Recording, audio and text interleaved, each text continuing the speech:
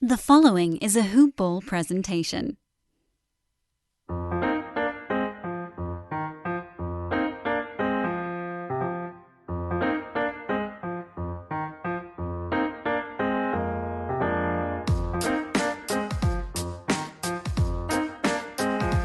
Hoop Ballers! Welcome back to another episode of Today in Sports Betting. It is Thursday evening, July 16th, just around 7:30 p.m. on the East Coast in beautiful Miami, Florida. My name is Iris Silver, and I am joined today by and alongside with Dave Essler. Before we say hello to Dave, just want to say support for this podcast is brought to you by Manscaped.com. They've got the best in men's below-the-belt grooming. That's why the Manscaped has redesigned the electric trimmer. The Manscaped engineering team has spent 18 months perfecting the greatest hair trimmer ever created and just released the new and improved Lawnmower 3.0. Their third-generation trimmer features a cutting-edge ceramic blade to reduce manscaping accidents thanks to their advanced skin-safe technology. Now, when I say this is the best in the biz, it really is. Why don't you go to manscaped.com right now and use our promo code HoopBall20, that's HOOPBALL20, to get 20% off and free shipping. Once again, go to manscaped.com, use the promo code HoopBall20 to get 20% off and free shipping. Dave, I'm excited you're on the podcast. We're going to talk a lot today about, handicapping, overall strategies, maybe some interesting futures bets going on with some golf, some baseball, some hockey potentially. But yeah, Dave, he's been doing this a long time, so I'm glad that we can, try to soak up the knowledge like a sponge. So how you doing today? I'm doing well. I mean, we've kind of been reduced to golf, so I'm doing well because I think I have 7 guys that shot under par this afternoon. I would like to have had Tony Finau. I don't, but I got Gary Woodland, so we're going into the weekend fairly well. So yeah, I'm doing good. Awesome. Well, Dave, before we get into kind of what's going on in the world in terms of sports coming back and the golf tournament that's going on, obviously, why don't you tell us a little bit about your journey into sports betting, how you got started, and kind of where you are today and how you got there? Well, it's interesting that you brought that up, and you and I talked off air about your journey and how you started betting when you were 15-ish, and then you kind of make all the rookie mistakes, and then you make a few less, and now you're a little older than that, A and little older and wiser, yep. yeah, and you do pretty well, and I guess I went the same route. I mean, yes, I mean, I'm older than you, but I went the same route, and I think everybody does. I mean, people that will tell you they didn't are, I think they're full of crap. But I started with the parlay cards in high school, and just sort of took the next step, on getting over my head with a bookie when I was like 19. Yep. You know, We've all been there. Playing all the heavy favorites, and I continued to sort of get better at it, if you will, as time went on, and I got pretty good at it. When I didn't even want to mention age, I got pretty good at it, and then I sold my other businesses, so I had an unlimited amount of time. So then I got really good at it, and I've always told people that they would think like, well, Dave is a professional, Dave is this, and Dave walks on water.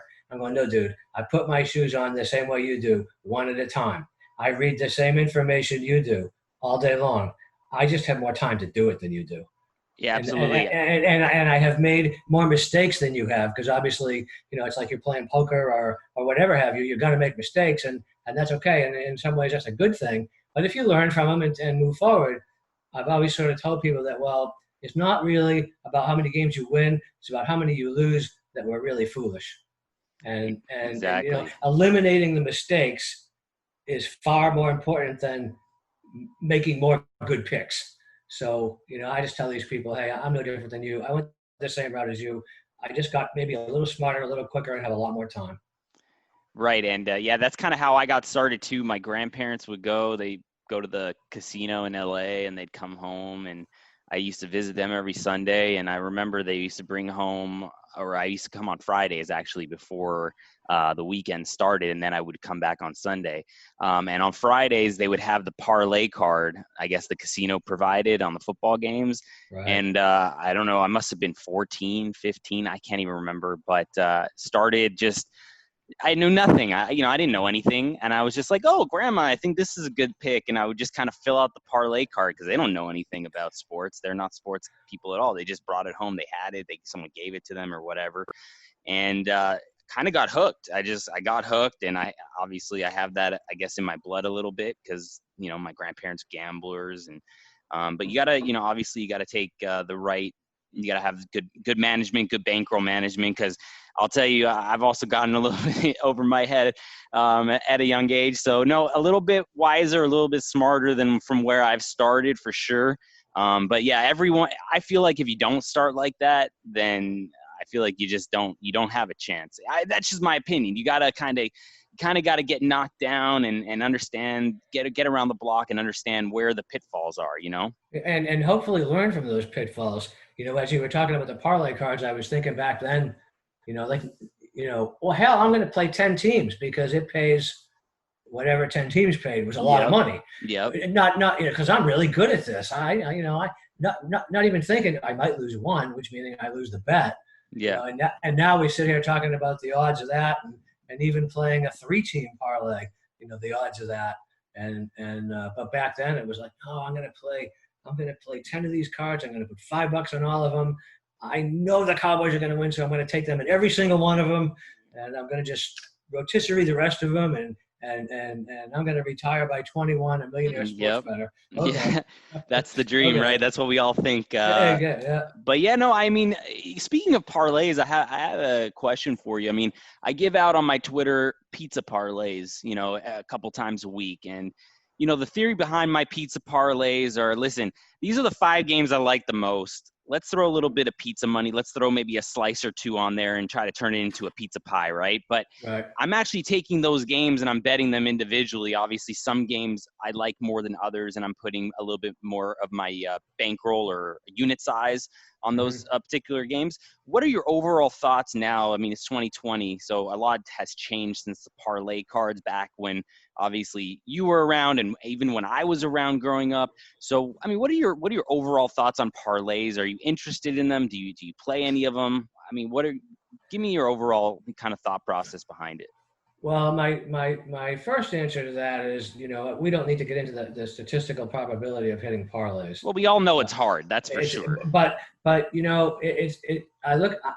don't spend a lot of time on it because I don't have a lot of time to spend on it. It's almost like, let me see if I can convey this in a way that will make people understand, is there's only so many hours in a day. If I was to spend an hour a day looking for that, 8 or 9 to 1 parlay payout or more, I would take very valuable time away from, something solid, the Pelicans and the, Magic or what have you, that I might have an angle in. With that said, I will do some parlays in football, but I almost do them, and you would get 100 schools of thought on this, and I'm sure some of my friends and other bettors will shoot me for even saying this because they know it's not to do, but to each his own. I will do a lot of them. I'll take a couple of games early on a Sunday with the Sunday night game or the Monday night game. And again, it all depends on the odds. And I'll say I'll take two money line teams that I'm fairly certain are going to win.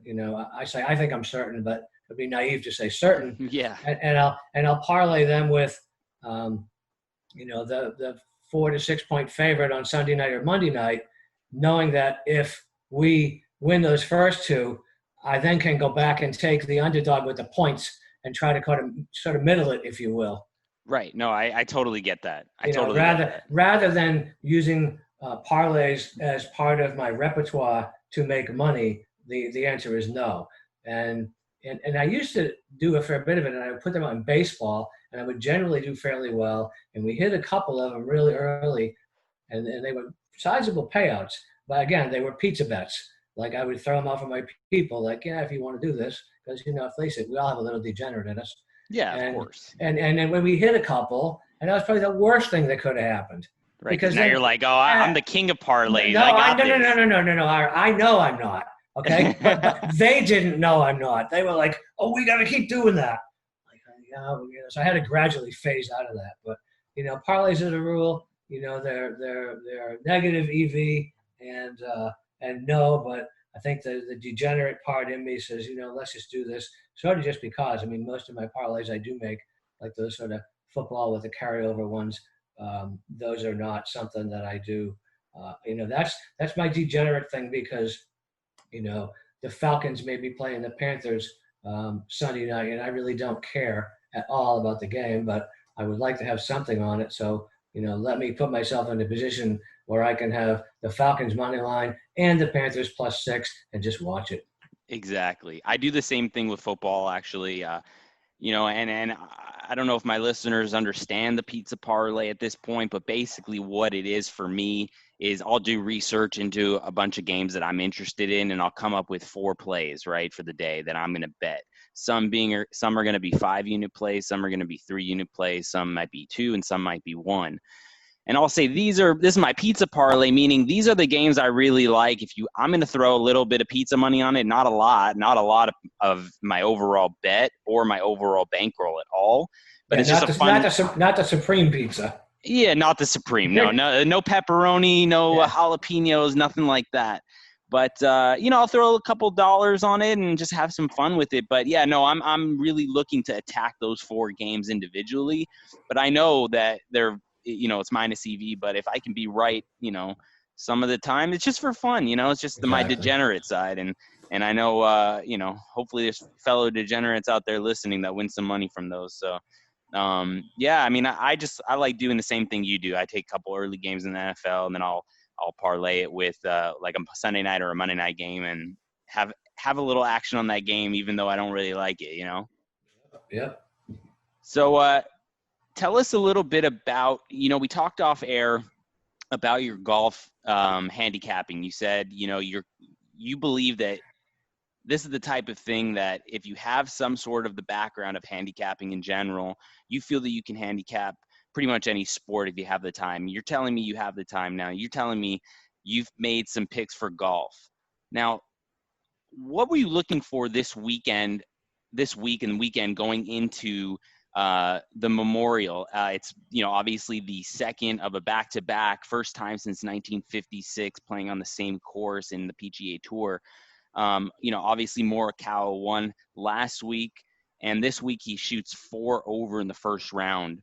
Any different strategies you were implementing this weekend going into looking at this? I mean, I know you have your own thought process on golf, and I'd love to hear it. Well, this week was a little different, obviously, because they're back to back at Muirfield, but the rough is a little bit longer, the greens are a lot faster, and I don't think you can compare apples to apples. The PGA had said before they even started last week that they wanted 8 different pin placements in 8 different days. So it is a different course, and you can see that. I believe today. I think Tony Finau was -5, and there are probably only about a dozen guys under par. Whereas last week, I think -2 was the cut line. So it's an entirely different course. So I looked at this as all right. Let's and I look at this, and this is not unrelated to other sports at all, because I know some people don't care about golf, but think of it this way, and I'm sure you've talked about it, and if you haven't, I know you will. Don't do the instinctive thing. I mean, for example, Colin Morikawa. Okay, well, he won last week, so we expect him to at least be T10 this week. Well, that's recency bias. Exactly, recency bias, and we're just not going to do that. And thank you for recency bias. I was trying to search for that word. But I knew what you were talking about. I know what you're talking about. Yeah. And golf is no different. There's value on certain players and there's not on others, just like there are in football teams and in basketball teams. Just that recency bias. I mean, you look at the Patriots in their heyday, and they're beating everybody by 3 or 4 scores, covering the number by 2 touchdowns. Well, they're just going to keep doing that. Well, no, they're not. But that's the recency bias, and then the number keeps going up and up and up, and then the value becomes on taking the plus 14.5 points. Exactly. It's no different in golf. I got a little bit of money invested in John Rahm this week. Well, John Rahm did not do well last week, but John Rahm shot a 64 on Sunday last week. So he decided, okay, I'm going to wake up, and I got this, but because he did not finish T10, T20, and wasn't on TV all weekend, there's a lot of value on him. I mean, you could get Rahm at 20-1.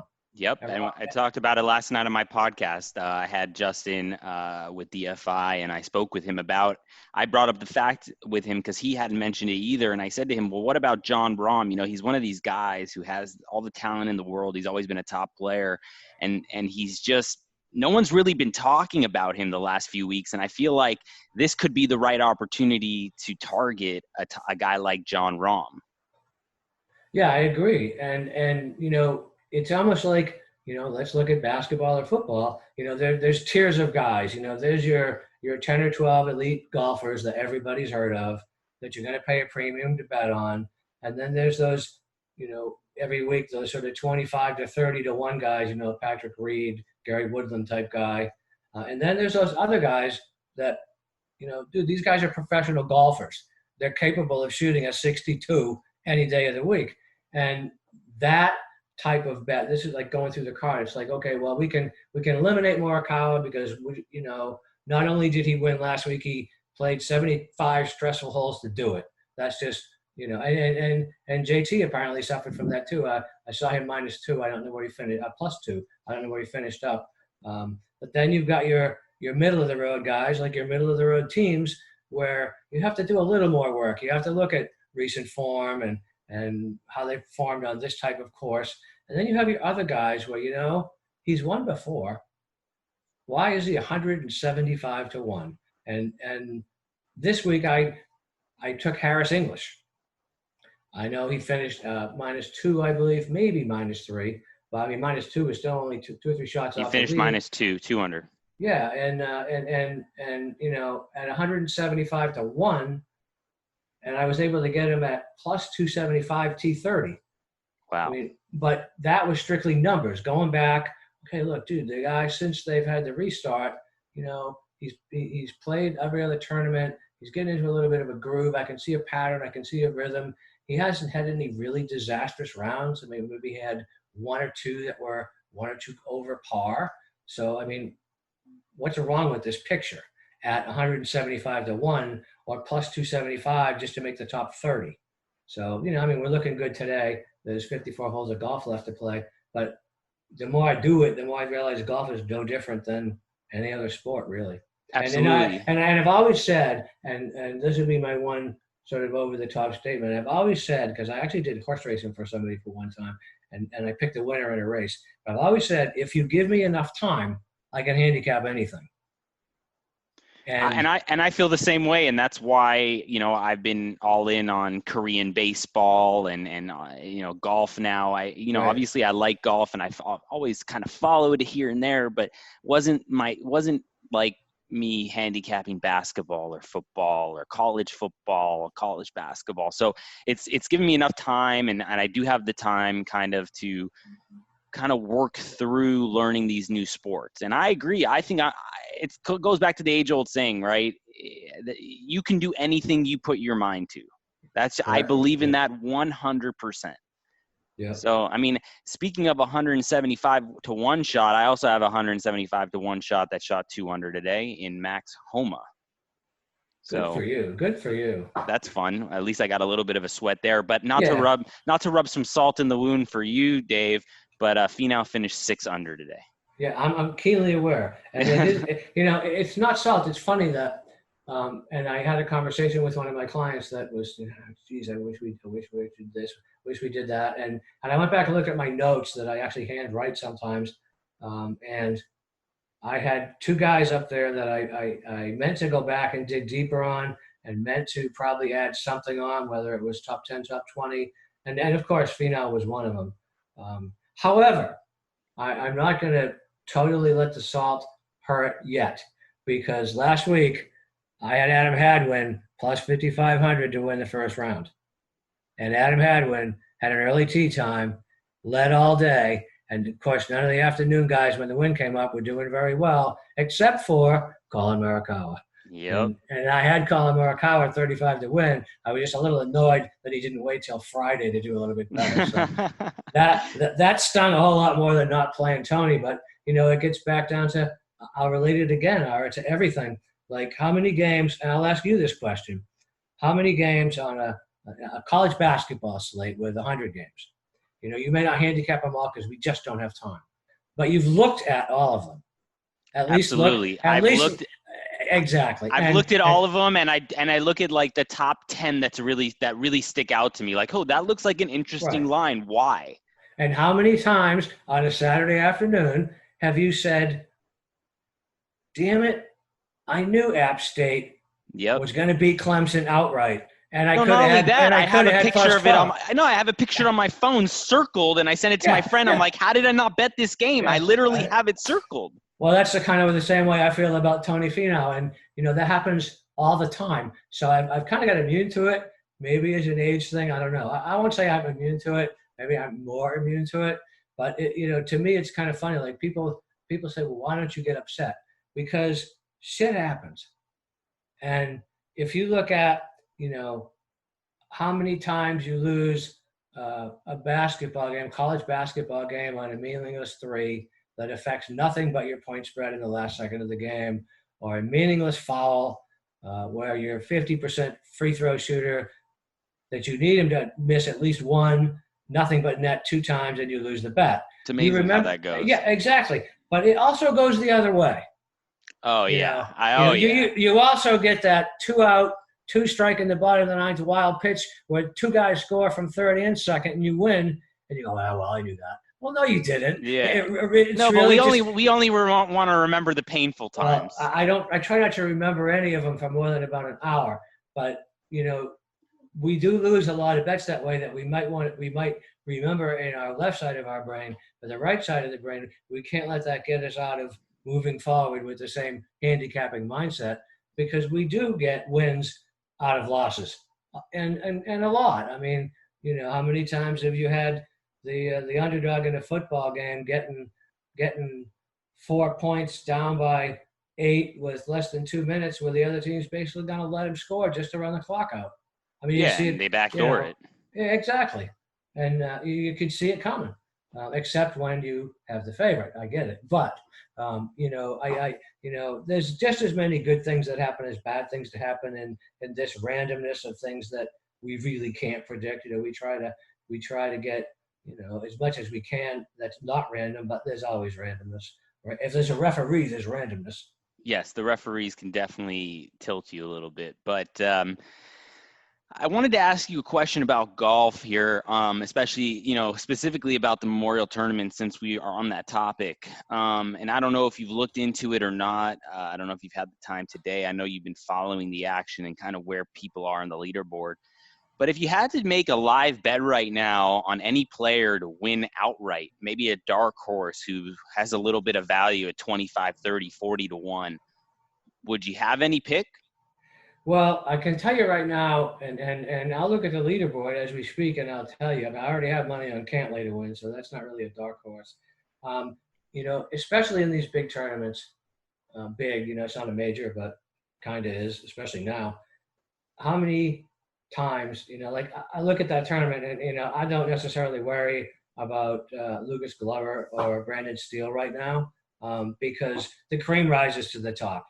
I mean, every Sunday afternoon. So I would look down that list at somebody that's, even or -1. I don't think Tiger can do it, but, you got a guy like Paul Casey, you got a guy like Patrick Reed, Sergio is even money, and he was actually -2, -3 at one point. That's the area that I would be looking at. Neiman's +1, and that's a very deceiving +1 because his ball striking was great. He missed, I think, in the first 5 holes, he missed 6 15-foot birdie putts. 15 foot or less. So, I think if you're going to go ahead and do that, and I will do that tonight, and I haven't done it prior to us doing this podcast, but it almost gets back to, it's just like a handicap in a football game. There's things the box score doesn't tell you. And, if you go back and you look at Neiman's stats today, you'll see where, he played better than -1. And conversely, you'll see these guys that might be +1, Neiman is, I'm sorry. You'll see these guys that might be -2, -3, and you'll see, well, hell, he eagled the whole way back when. And he chipped in twice, things that cannot continue. Right, they'll regress. Exactly. I just have so much love for this guy, and I really love his game. I decided to throw a little bit of money on Victor Hovland. He ended the day +1, I believe, 60-1 to win it. I just think that he has the right skill sets to make that comeback and make a move on Saturday, make a move hopefully tomorrow as well. So, I really like how he's been playing. His form's been really good lately since the restart. And I just thought, I like the value, 60-1. He's only not too far back. He's not +3 like some other guys that we won't name, or +4. But I decided to throw a little bit just for fun, because I would be upset if he really did make a move. But I really like Hovland. I don't know if you have any thoughts about him in general, but I really love his game. Yeah, I like his game a lot, and he's one of those guys that was sort of just outside of the window of somebody I was going to put money on from the start of the tournament. I had him last week. I had him top 10 last week, and he's got one of those games where when he gets hot, he gets white hot. Yeah, he can be 7 under through the first 12 holes tomorrow. Yeah, and I love the fact that he's only 22. I love it. Because what I look at that as, he doesn't know what he doesn't know yet. And he has that attitude to where, pressure, he does not look like the deer in the headlights. No. That somebody else that's had a little bit of success and a lot of TV airtime, if you will, would have. He seems to be taking it all in stride. So, yeah, I totally. He seems like he's got ice in his veins, and that's why I like him a lot. Exactly. So I decided to throw a little pizza money. Listen, you don't have to follow my advice, and none of the listeners out there, don't listen to me about this bet. But all I'm saying is, I, in my heart, believe in Hovland's game. So I would just be upset if I didn't put my money where my mouth was, in my own mind. So I just put a little tiny sliver just to have a little bit of fun with. I don't think that's a bad bet at all, and I think it's a bet for all the right reasons. Yeah, I'm not just betting it. Just a random name. Yeah, I like Victor Hovland. Yeah, or like Webb Simpson, plus 400. Plus whatever he is, 47-1, and he's just played like crap today. He did, but how do you think the people that took Justin Thomas at, I think I saw him as low as 9-1, and they saw what he did last week, and he's got this course down, and now he's I believe he's 33-1 right now. Yeah, so. But that's a lot of people don't realize that. A lot of the general public didn't realize that the greens were going to be a lot faster this week. Okay, right. They were. Weather, I think, was going to be a little worse today, potentially tomorrow. Obviously, that's why I kind of I put a little bit of money on Shane Lowry as well, just because when the wind and other factors and weather come into play, I really think that he rises to the top and on those kind of occasions. So it's just you gotta just really understand what's going on. You can't just be like, oh, they're playing in Muirfield again, I'm just gonna take the same guys. Well, and to your point, Ira, obviously we look at other things beyond the obvious statistics that almost anybody can find, and for that reason, I don't know why you did it, but that reason I didn't take Justin Thomas for the same reason I didn't take Morikawa. That was a stressful 75 holes. Yeah, I don't care if you don't have to travel. So I didn't take guys like, say, Bubba Watson, because the threat of that weather is there, and if you pay attention to golf, Bubba doesn't like the wet. Nope. And so most of my guys that I put more faith in than others this week were guys that had a lot of shots gained on the approach to the green, and we're good putters. Because let's face it, and I was talking to a PGA Tour friend of mine the other day. He said, I can put the ball in the fairway 70% of the time. I'm a dinosaur because he can only hit it 290. So he's at a disadvantage because he might have to take and swing a club at 120 miles an hour to put some spin on the ball, whereas other guys are just pitching the ball. Right. So, shots gained tee to green and putting, because, I know they're a lot faster, but if you can putt on one, you can putt on the other. So the guys that I had my interest in today were guys, aside from guys I already sort of had circled a week ago, guys that, I did strictly go by stats, and they didn't necessarily stick out last week, so they had value. The whole shots gained tee to green and putting, you can't ask for more than that. And, that's where we're at. All right, well, we'll move off golf for a second. Let's talk about something interesting to me, and maybe you're interested in it as well. I think that before we came on the podcast, I did hear you kind of agree with my thought process here on this particular series in the upcoming restart of the NHL season and the NHL playoffs. I'm a big believer in a New York Rangers upset over the Carolina Hurricanes. And I saw you had posted that online, and I was like, man, we're going to have a fun time chopping it up today on the podcast, because it seems like we really have the same – we're kind of thinking on the same wavelength here. I think that for all the reasons you said, so I'll let you take it, and I'll let you explain why you like this side. Well, I mean, first of all, I said that a while back, so – how far did you have to dig on me? Oh, I did. You got to do some research. I got to do some research. Yeah, that was a while ago. About a month ago, I want to say. Yeah, that was a while ago. I mean, we're kind of in an unusual time right now. I mean, I don't have to. There's absolutely no secret to anybody. So, especially when you've got teams that had played a bunch of games like the NBA and the NHL, and then they stopped for 3 months, and now they got to get going again. I mean, it's not going to be picked up where it left off, so we know that. Well, what else do we know? We know that some teams don't really want to play, and some teams do really want to play. And I saw that thing. There were two teams, I believe. One was the Tampa Bay Lightning, and the other one was the Carolina Hurricanes, that said, we don't want to play. We don't want to play and stuff. And they were the only two that voted against it. And I said, well, that tells me two things. They don't want to play. Why would I bet on them? Right. And that also tells me another thing. Teams are going to play against them. Oh, you don't want to play, huh? Wow, that's interesting. Then I said, well, let me look at who they play. Well, they play the Rangers. I think the Panthers were minus 160 or 170 at the time. And, well, let me look at that. Let's see. Total points this year, Carolina, 81. New York Rangers, 79. Why are the Panthers such big favorites? Let me look a little further. Well, they played twice this year already. Well, hell, the Rangers won both games. Why is Carolina even favored? So, I mean, there is no home field advantage. They're playing in Toronto or Edmonton. Yep. There's nothing. So Nothing. I mean, now I know the Rangers have a young goalie, and if they're suspect, it's on defense. But I mean, if you had everything, they'd be favored. No, and that's the one point I disagree with you. I love their goaltending situation in New York.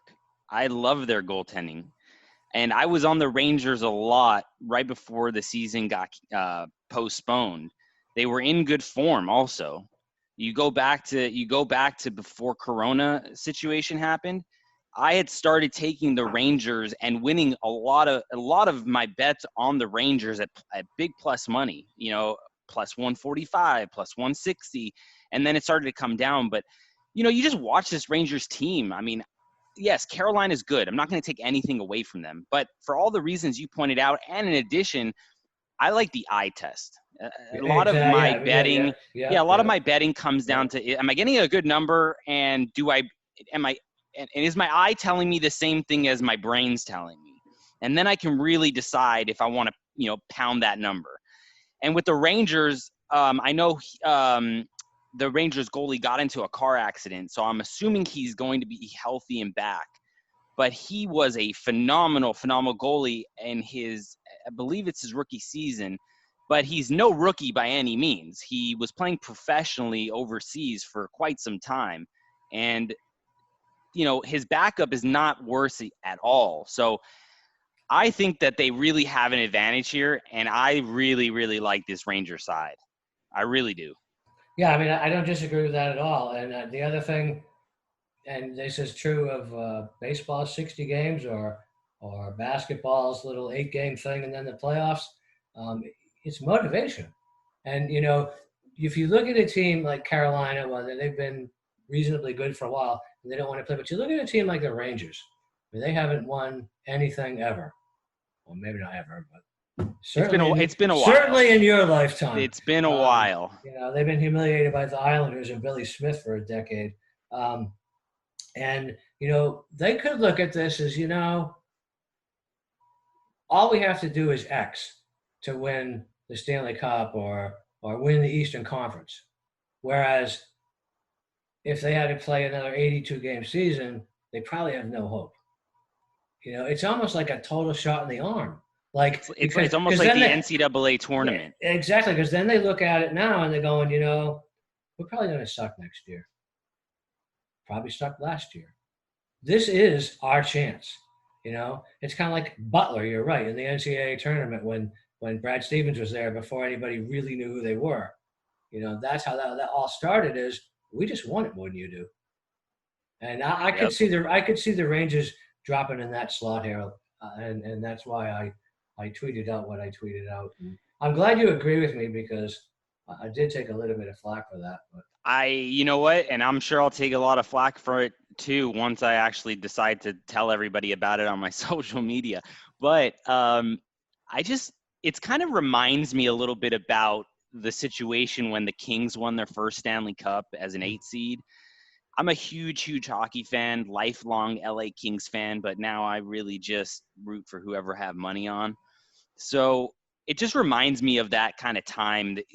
Nobody really understood how good the Kings were. Nobody really understood that Jonathan Quick was really good. And here you had all this time to heal. You had all this time to rest. And now the Rangers are going to come in with 2 or 3 goalies that could all of them potentially could get hot. You're not just talking about the Kings where they had one goalie, he got hot and they won the Stanley Cup. Alongside They had, I believe it was Carter and Kopitar and Brown, and they had their pieces. But the Rangers goaltending situation is something that I'm really looking at here in this matchup.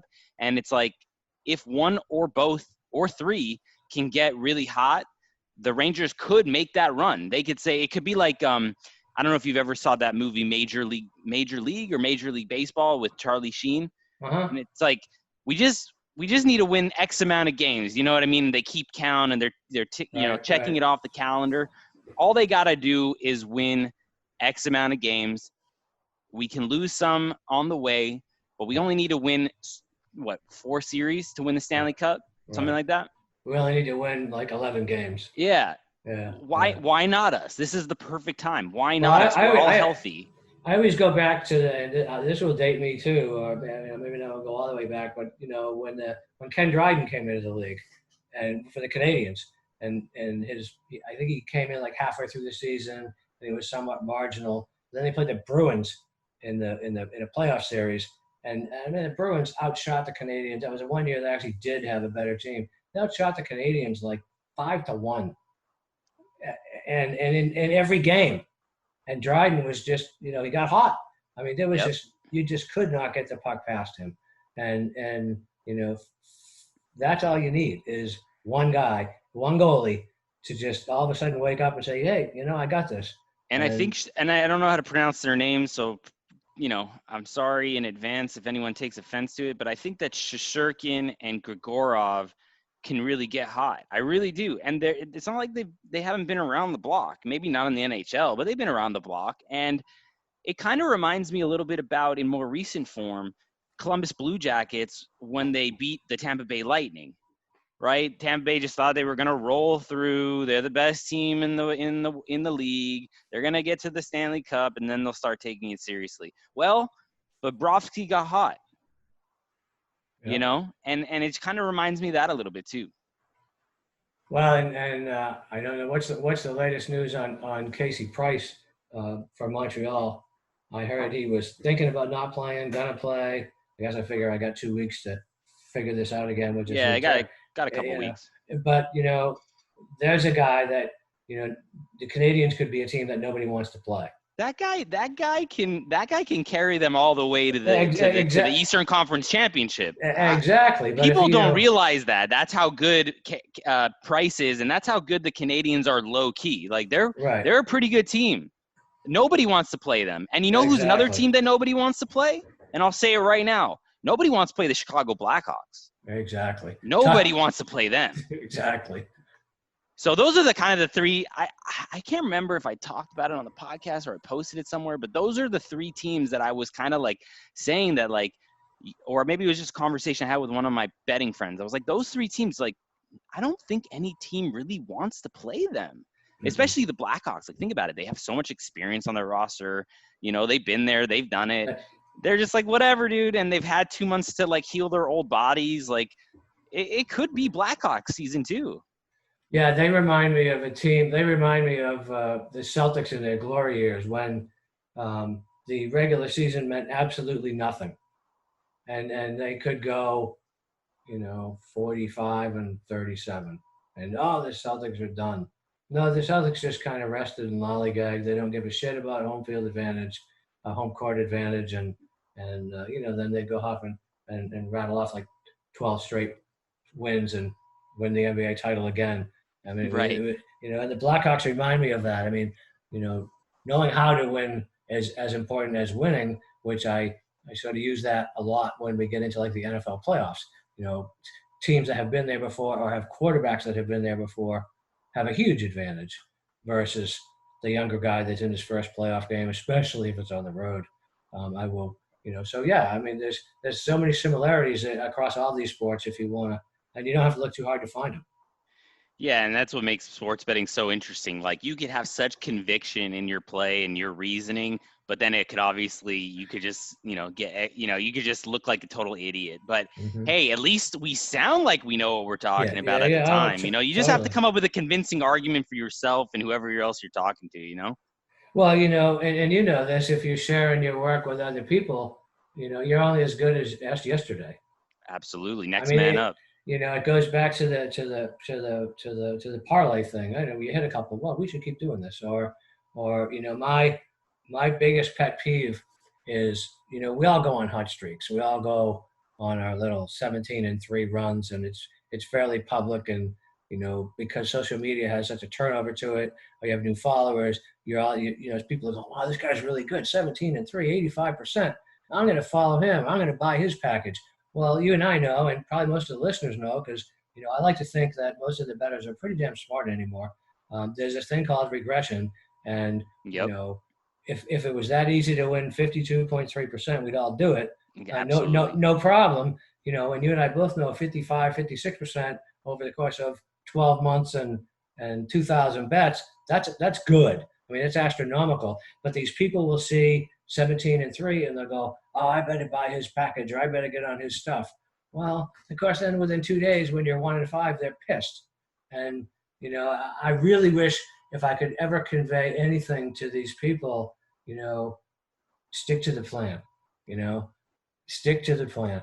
Absolutely. And I want to share another one with you. You're going to love this one. Let's hear it. I'm sure some of your audience will. I hope he's not listening, but I don't really care if he is. I have a guy that does not like to bet unders. Right? There's a lot of people that don't.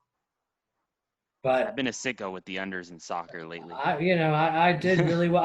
Was doing super well with him in the NBA before they decided to stop playing. And I was on a really good hot streak. I won 9 of 10 unders. I was seeing things right. I said, that ain't going to happen. That, bang. I would think it, I would research it, I would look at it, I would say, that's worth a max, a max bet, a limit bet, whatever you got. and we won 9 out of 10 of them. And he texted me and he said, "We got to get going.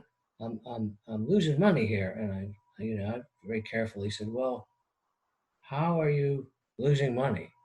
I mean, yeah, some of our other bets have lost, but we're still like 65% the last two Right. weeks. Well, I said we just won 9 out of 10 unders like in 10 days, not over a long period of time. Well, I don't bet those because I don't like unders. Come on, really? What are we doing here? Why are we talking Yeah, then? yeah, yeah, yeah. So then I had to have the talk with them. I mean, people want to bet overs because they want to cash the ticket at halftime Right. in every sport.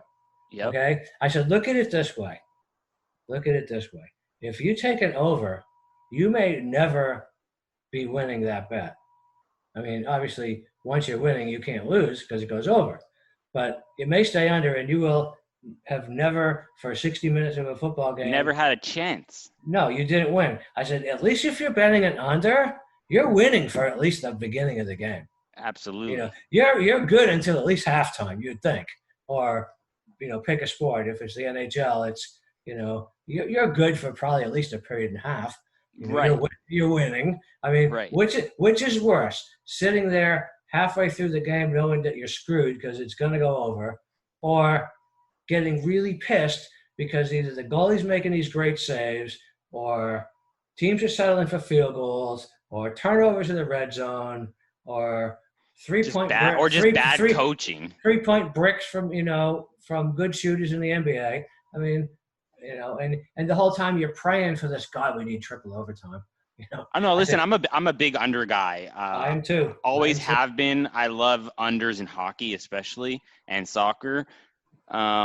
So yeah, I'll definitely be. I like, and I also like the derivatives market too. I take a look at the first periods. I look at first half, first quarters, and things like that. I try to find a little bit of value in those rather than taking a full game under because anything can happen. I like to, obviously, if I like a full game under, I'm going to go ahead and dive deeper into a first half under or a first period under or first quarter under. Maybe this team was on a second leg of a back-to-back, and I'm going to look and eye a first quarter under. They're going to, come out a little flat or, things like that.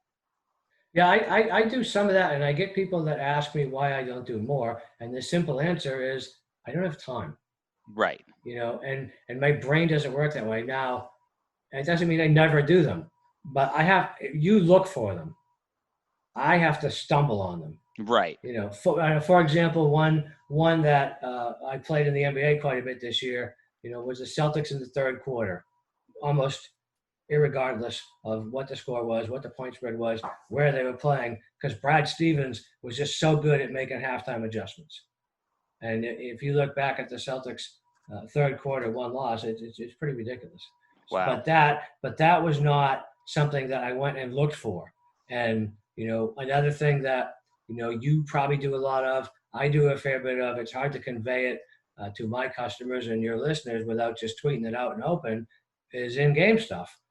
Oh, in-game is like 90% of the thing I do. Yeah, and in order to convey that, you got to tweet it out, and somebody's got to find it, and sometimes it's not there for very long. Yep. You got to be more than mobile, I guess is what I'm saying. And in my situation is really no different. So when I do see those, all I can do is tweet them out, and hope that a few people benefit from it. Hopefully. Yeah, and it's the same thing. I mean, I did it on the podcast. Like I would talk about NBA. It's in my opinion, NBA is so difficult to bet pre-flop, and I'll give out picks and I'll, on the air, and I'll tell people I really like these games and this is the reasons why and things like that. But then I'll look at games and I'll be like, well, like the Bulls are plus 10 here, 10.5.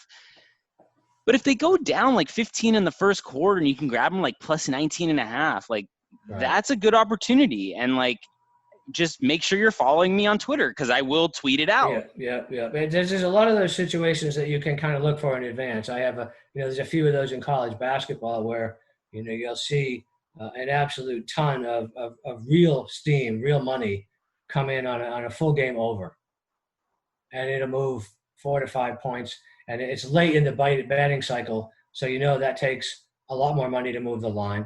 I know that. Yep. Some people might not if you're kind of kind of looking at, I know Don Vesprino or whatever, when things start moving early on, well, it only takes us a couple $1,000 bets to make that happen.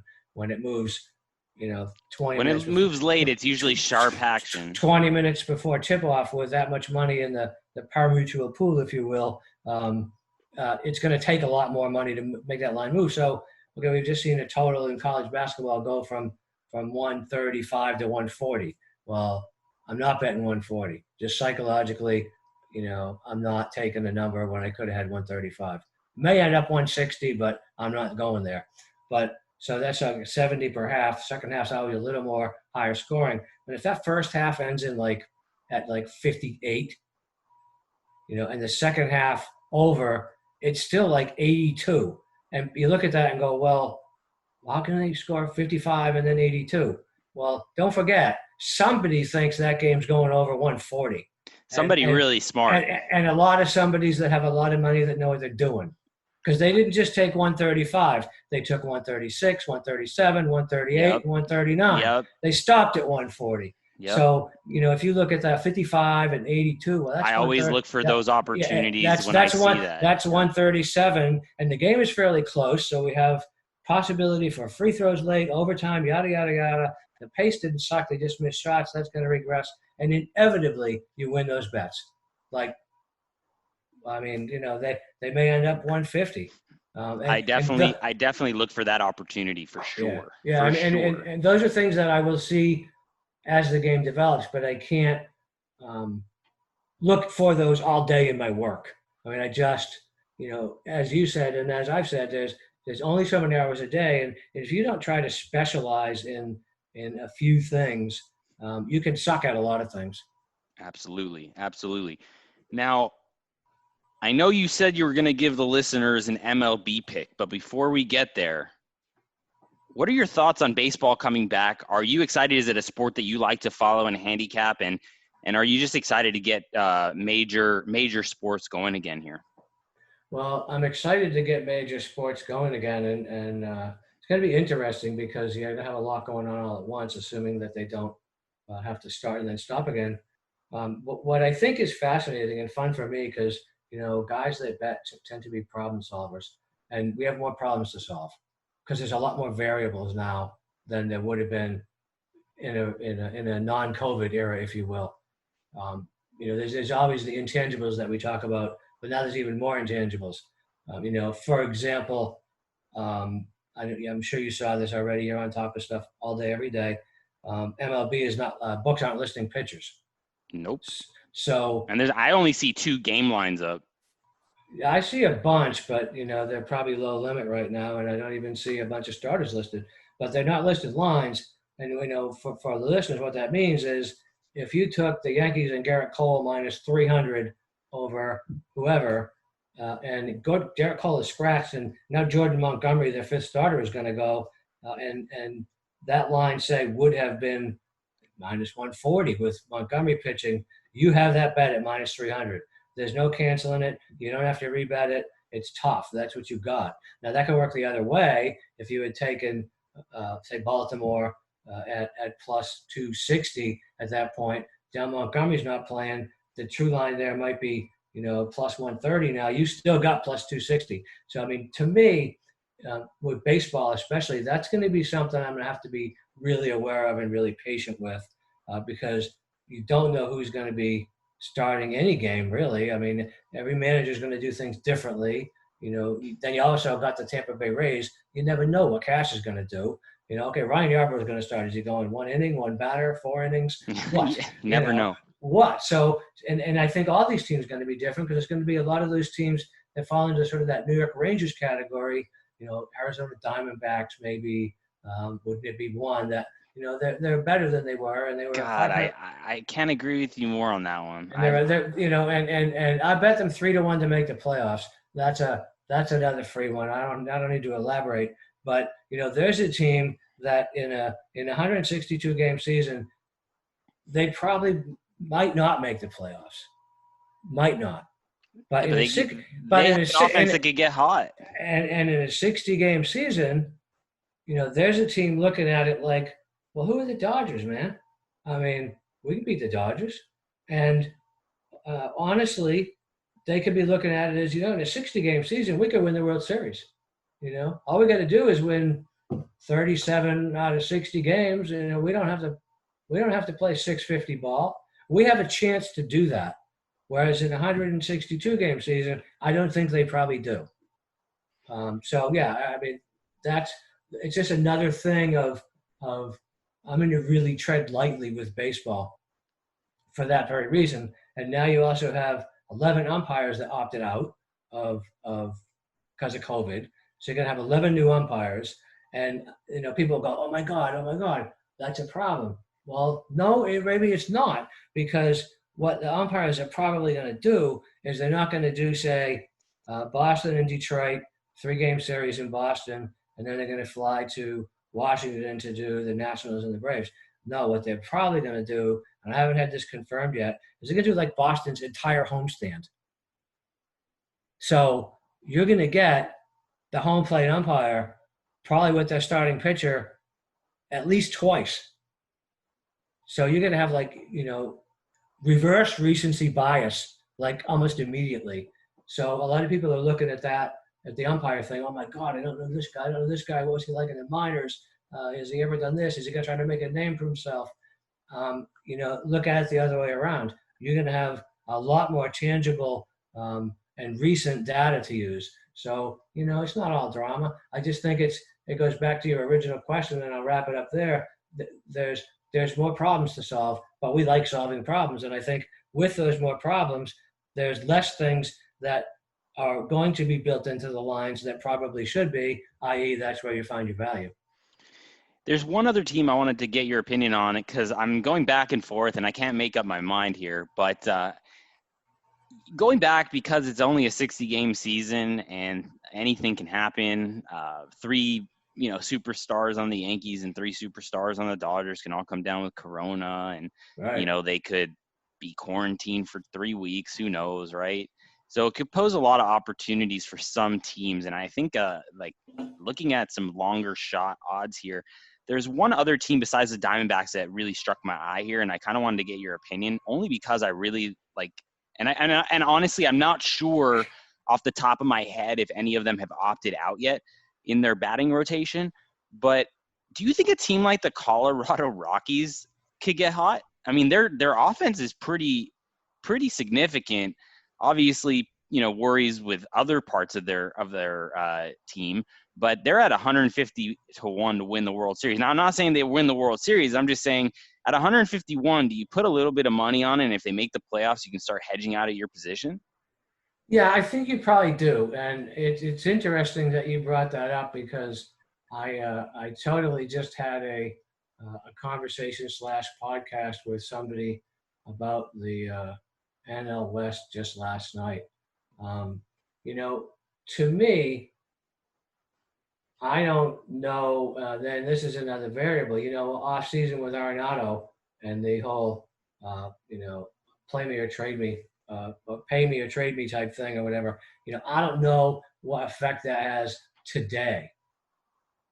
I mean, they absolutely have the Coors Field advantage. I mean, you're talking about they got Dahl, Story, Blackman, Right, Arenado. right, I mean, they right. got guys that could literally score 12 runs a game. Yeah, I get that. But they also have a pitching staff, or in my case, or my opinion, I probably don't have a pitching staff. I agree. Marquez, Gray, Kyle Freeland, Senzatella, Chichi Gonzalez. I remember when he thought he might be good when he came up with the Rangers. And, I tried to bet on him, and shoot, they lost 12-2 every game he pitched. Now that was in Texas, where the ball will fly out of there in August when it's hot, but, the ball will fly out of Colorado. And, Senzatella had his window there where he was kind of a bettor's darling. Freeland, same way. Gray obviously did.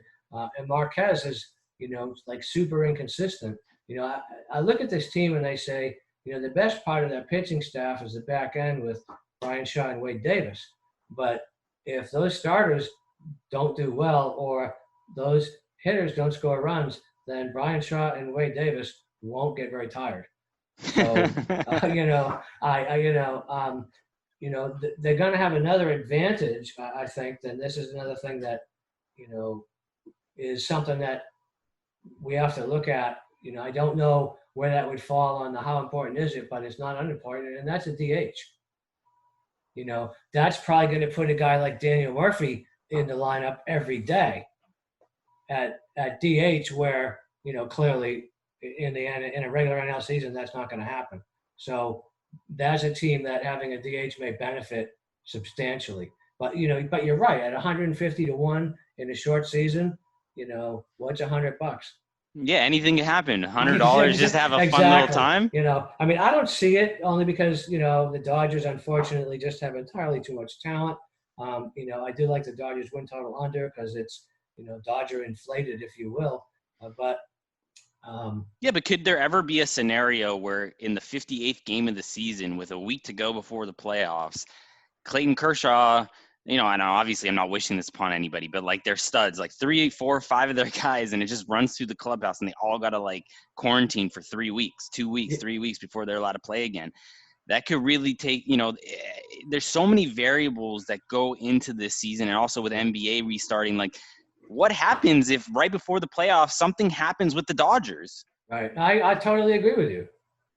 I've been saying that all along, and I got kind of roasted on Twitter because I did another podcast and I talked with a couple of people about that very thing. And, everybody was out running, trying to grab these really good lines in the NBA, or what they perceived as good lines. And, I said, I'm just not going to do it. I'm going to wait because, what if the doomsday scenario happens with a particular team? Or what if some guy that wasn't going to play all of a sudden decides he is? And then these people would argue with me, well, that's not the sharp way to do it. That's the square way to do it. You should take the best number, and if something happens, you can always adjust later. Well, I don't want to do that. Right. I don't want to do that. And case in point, potentially today, Zion Williamson had to leave the Pelicans for a personal reason with his family. And he also apparently was having leg cramps in practice before that. So we don't know how bad the leg cramps were. We don't know why he had leg cramps. We don't know what that personal thing with his family is. They kind of throw it out there like, wow, he's going to deal with some stuff and he'll be right back. Well, who says? That personal thing could be his mother is super sick and in hospice for 3 weeks. Yeah, nobody knows. I hope not, for his sake. Right. But, that would certainly change all those people's minds that went out and bought the Pelicans at pick or -1 when the line first came out. So, yeah, back to your Dodgers point, yeah, anything can happen. They might have to travel to, well, they won't now, will they? I was going to say they might have to travel to South Florida and play in Dade County where their likelihood of being exposed is probably higher than it is in LA. And I'll tell you, in all seriousness, I worry about that. Teams that are in areas that are sort of COVID-free. Nobody is, but you know what I mean. That all of a sudden have to go play the Marlins. And of course they're going to be at a hotel that's been proven to have taken all the precautions. And, at the ballpark, they're going to have no fans. Well, Miami never does, but none. Yeah, there's nothing different there. Exactly. But still, you have bus drivers, you have hotel workers, you have ballpark workers. Mm-hmm. So the odds of somebody contracting COVID in Miami are higher than they are other places. So I'm wondering, if I'm on the Dodgers, well, the Dodgers won't have to go there. Say, if I'm on the Red Sox, who are going to have to go there, and Boston, Massachusetts is really not having too many problems right now. And do I really get on a plane and go to Miami? Do I really want to play baseball? What's my motivation to go? I want to just play my 2 games and get the hell out of there. Right. Is that a factor that's not built into the line? There's no way to quantify it, but you can't tell me there's some people on that team that go, holy crap. Yeah, and it goes back to my NBA future I've talked about on the air here on the podcast, is that what happens if the Lakers or the Clippers in a very critical point in the playoff restart, Kawhi gets sick or Paul George gets sick or LeBron or whatever, right? If you're going to take a dark horse to win the Western Conference or win the NBA championship, this is the year to do it. Yeah. So I really like Portland. if I was going to have to pick a team that has such a long odds, it would probably be the Portland Trail Blazers. We got Nurkic, Lillard, McCollum. You got a team there that has all the pieces that can really put it together. So, there's just so many things that are up in the air. We don't know what's going to happen. But if it was ever a year to pick a dark horse, I think this is the year. And it's funny. I don't disagree with that whole Portland thing for a lot of the reasons that you just mentioned. Obviously they've got to get the 9 seed, the 8 seed. They got to get that play-in game, and I think you'll know early because they play Memphis, I think, on their first game, and that game. I think if Memphis wins, they could put, I think, a 5-game difference between them and Portland in the loss column. But if Portland wins that game, which I tend to think they will, now there's only a 4-game difference, and I think it's then 3 in the win column. So, what's going to be interesting, and is there is a scenario where some teams will not play the same amount of games as others. So there are a couple of those tiebreakers, and my memory escapes me on which ones there are, but it's like totally going to come down to percentage points. So like a win over a really bad team right now for one of those teams might not mean much, but it means a lot. And they know that for the teams that are only playing 59 games as opposed to 60, or in the NBA 80 as opposed to 81.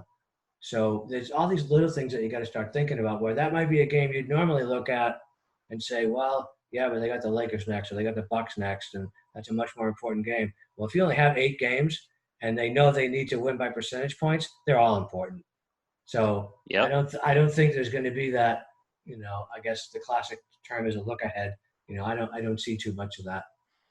I agree. Well, Dave, we've covered a lot here today. I appreciate you joining us here on the podcast. Where can people find you? They can find you on Twitter at Dave Essler. Yeah, Dave_Essler. I'm on Twitter, and I kind of live on Twitter most of my waking hours. So, and I'm not hard to find, and I do have an open DM. Now, mind you, I can close that DM real quick. But, first one's on me, and I'm pretty accessible. And if anybody truly is interested in buying my final answers on some of these things, I'm not Ken Jennings, I'm not Holdhauser either, but I'm on pregame.com. You can find me there. But most of all, I just like to help people. I think one of my missions here is always to try to save a few people from making some of the mistakes I did. Absolutely.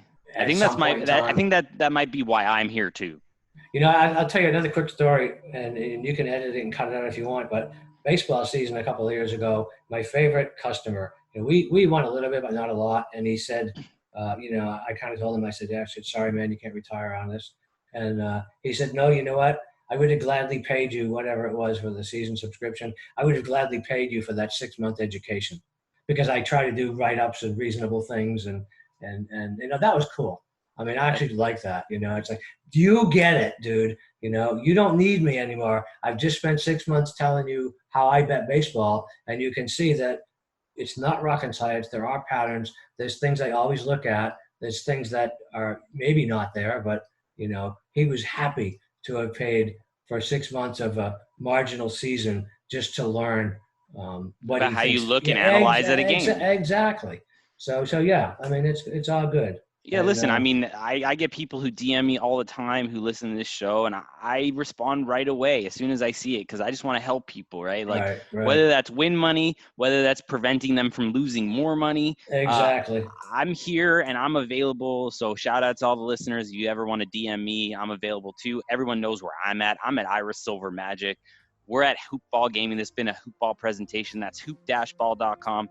And once again, if you want to get that Manscaped on, go to manscaped.com, type in the promo code HoopBall20 to get 20% off and free shipping. Thank you, Dave, for joining us, and we'll have to have you on again very soon.